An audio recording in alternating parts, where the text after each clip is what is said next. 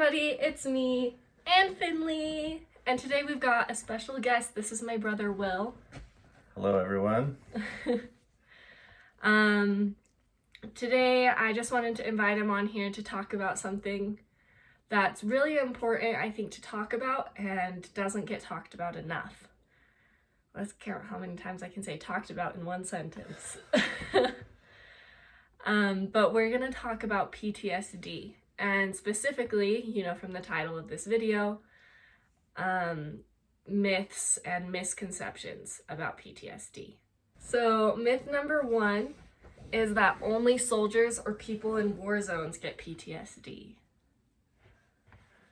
This one's a pretty common myth that I've seen quite a bit.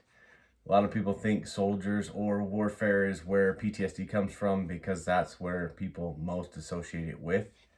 But it can happen from any sort of trauma. As the name suggests, it's post-traumatic stress disorder. So any kind of traumatic stress can cause PTSD and can cause issues along those lines. It doesn't necessarily have to be soldiers or warfare. It could be as simple as someone ran a little red light, hit the side of your car. So you have micro panic when you come up to a red light wondering if everyone's going to stop. It could be something that simple. Yeah, I think I'm a perfect example of this because I've got some pretty extreme PTSD. That's why I've got Finley. And I've never been in war. I have never been in a war zone, nothing like that. And on top of that, I know people that have PTSD because they were in a mall shooting or because they had some really extreme bullying in high school and things like that. It doesn't have to be anything associated with war or guns or anything like that. So myth number 2 is PTSD always happens right after the traumatic event. This one's kind of a tricky one because for a lot of people, it takes several days or even weeks to even process everything that happened during a traumatic event, if they remember any of it at all. Some people just block it from memory and they deal with the PTSD from that, and they kind of have to unpack that in order to address where it's coming from and how to best deal with it. A lot of times PTSD won't show up right away. Sometimes it takes a few weeks. Sometimes it could be years before something can trigger a PTSD event. This is kind of a personal question, but for you, was it immediate after you got home that you got PTSD? I think it was just kind of a constant. Yeah. Because you get so wound tight of survival mode that it's hard to separate yourself from that and say, hey, I'm in a safe environment now. You're always in survival mode of where's the next threat coming from? So you're always looking for something that's going to cause harm, even though there's nothing really there. You just keep looking for it anyway. Yeah. I've had a similar experience, but for me, once again, I'm a perfect example of this myth because my PTSD didn't get worse and didn't get to the point that it was actually diagnosable until years after the traumatic events happened. And so I, once again, I'm a model citizen of all of these myths. But myth number 3 is that people with PTSD are violent and or aggressive. This one's kind of an interesting one because a lot of people put PTSD with veterans of wars or something like that. And sometimes it can provoke a violent event per se, but it doesn't necessarily make them violent. Sometimes the event is just as simple as it triggers a fight or flight response. And depending on whether you have a fight or flight can depend on how you react to it. With my experience, most people, it will trigger a flight response. So they try to retreat or get away from whatever's triggered that event. Some of mine have triggered the fight response, where instead of get away, it's you have to stop whatever it is. And so it's just learning what triggers trigger what and how to best deal with them that helps you to kind of move forward from that. And it takes time and repetition to figure out everything. Sometimes you can't get it all figured out. It's just a matter of just working through it. And a common symptom of PTSD is panic attacks.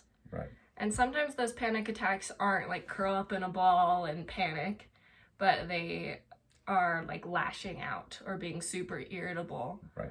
And I think that while irritability and maybe some form of violence can be a symptom of PTSD, it's not a blanket statement that you can give to everyone. Right.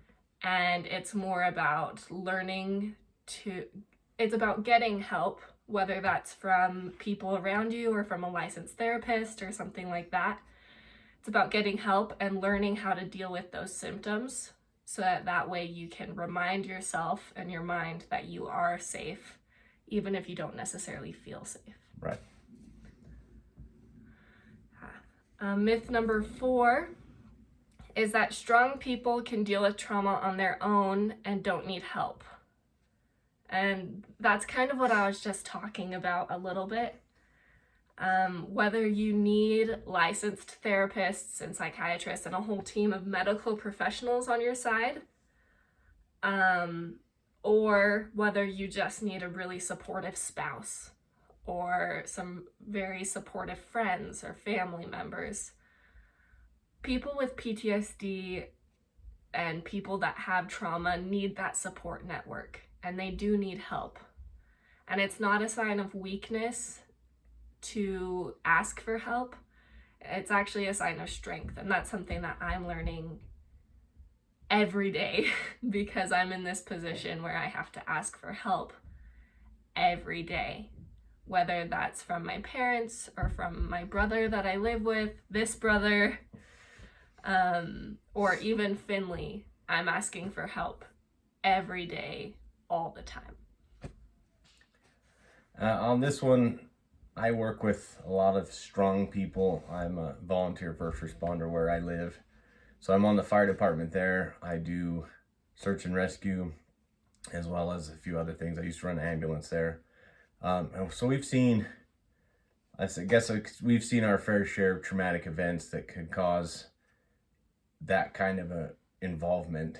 And I've seen a lot of people in my career and friends of mine that have decided that they don't need help. They're going to deal with it on their own. And ultimately, most people that decide to do that actually need the help, they pull inward, become recluse. They don't want to deal with people. They wall their emotions off. And eventually, with most of them I've seen, it ends up resulting in divorce and their family gets torn apart because they don't know how to deal with emotion anymore. They just pack it away. And that's not a healthy or safe way to deal with any kind of traumatic stress or stress in general. Any kind of traumatic stress or stress needs to be dealt with in your life. You can't just put it away and deal with it later. I guess is the best way I can put that. And the final myth is that PTSD is untreatable. What are your thoughts on that one? I would say that there may be some forms that it's always there. It's never going to go away. But as far as not being treatable, I don't believe that to be a fair statement. I think it takes a lot of time and effort on everyone's part to deal with any kind of post-traumatic stress disorder. And it takes time to work through those things. It doesn't just happen overnight. It can take years. It could take your entire life to deal with something to finally properly unpack and deal with a traumatic event, because some events can be fairly big and traumatic that can affect the rest of your life. I guess one example of that is I have a friend that in a combat zone got half of his leg blown off. And so that's always a reminder to him of that traumatic event. It's not something that just goes away. His leg's always going to be gone. But One of the ways he deals with that is as a joke. He has a tattoo above where his injury is that says 1 foot in the grave.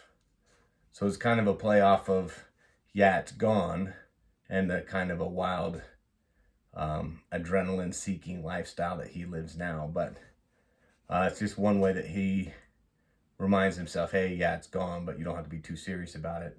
And he deals with that all the time. So luckily he's a pretty good spirit about it. So, but it's going to be a constant reminder of what happened. But how he moves forward and deals with that is totally up to him and his support system around him to help him get through that. So, Yeah.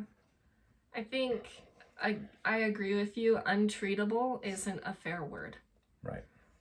Because a lot of people will have PTSD for their entire lives, and it's not going away. However, there are things that you can do to teach yourself coping mechanisms and teach yourself skills and things like that that will help you. I'm an advocate for therapy and getting help, whether that's through medications or supplements or family support or things like that. I'm a strong advocate for getting that medical help and getting support wherever that comes from. And then through that support, you have treatments that are available and different forms of treatment. But that doesn't mean that your symptoms are just going to go away. Some people have post-traumatic stress disorder their entire lives. And just like some people have anxiety and depression their entire lives. I think the main takeaway from this that I want to portray and bring across to you is it's okay to not be okay. If you feel like you need help and you can't properly deal with this by yourself, there's people out there. You can do it anonymously. You can reach out. It's okay to not be okay. Don't deal with it on your own. And if it ever gets to the point where it's too much and you start headed down the dark path, or you feel like you just can't deal with it anymore, call the suicide hotline, find someone, get help. You're not in it on your own. Yeah. And what's super awesome is that it keeps getting more and more available, that help. So I will leave some hotlines in the description, and I have some links there if you want to find out more about the myths that we've talked about. Right. But on top of that, there's also resources like BetterHelp and Cerebral. Right. I am obviously not sponsored, but I use BetterHelp, and that's a super awesome resource for me because I have a therapist at the touch of a button. And there are hotlines, there are people that are there all the time to help you. And so you can get help if you need it. And if you have any questions, comments, or concerns, leave them below. I'd love to be a part of your journey. I'd love to be a part of your resources that you can turn to when you need help. That being said, you should also check out Will's channel. Do you want to tell him a little bit about your channel? Yeah, so I started my channel beginning of this year because I had put on quite a bit of weight, whether it be from depression, PTSD, anxiety, whatever you want to call it, where I just wasn't happy and just kept pecking on the pounds. I knew it wasn't what I needed, but I just kept doing it anyways. Got caught in the vicious cycle, I guess. And so last year, I stepped on the scale and I was 351 pounds and knew that that was not the direction I wanted to go. I needed to stay healthy for me and my family, and I needed to make a change. So I started a weight loss journey at that point for better health and mental health. And I started filming that about 8 months afterwards, I guess. So I had started it in July and I started filming that next March. But I follow that journey. I talk about mental health, body dysmorphia, because that's a very real thing that happens, as well as I have lost over 100 pounds now and well on my way to being a healthier version of myself. Just trying to show tips and tricks on how you can be the healthiest version of yourself and work through things on your own. But as well as you can ask for help anytime you need to, because we can't always do it on our own. But first and foremost, if you need to make the change for yourself. Because if it gets hard, you're the one that's got to pull yourself through it. Other people can help support you, but ultimately, you're the one that's going to push through or give up. So you need to make sure you're doing it for yourself. And you have to take care of yourself before you can help take care of others. So, yeah. Absolutely. Check him out. I'll leave a link to his video that we're going to do together about weight gain or weight loss related to mental health. And I'll leave a link to that below. Make sure to check it out. Give him a like and a subscribe. So, awesome. Thanks, everybody. Bye. Thanks.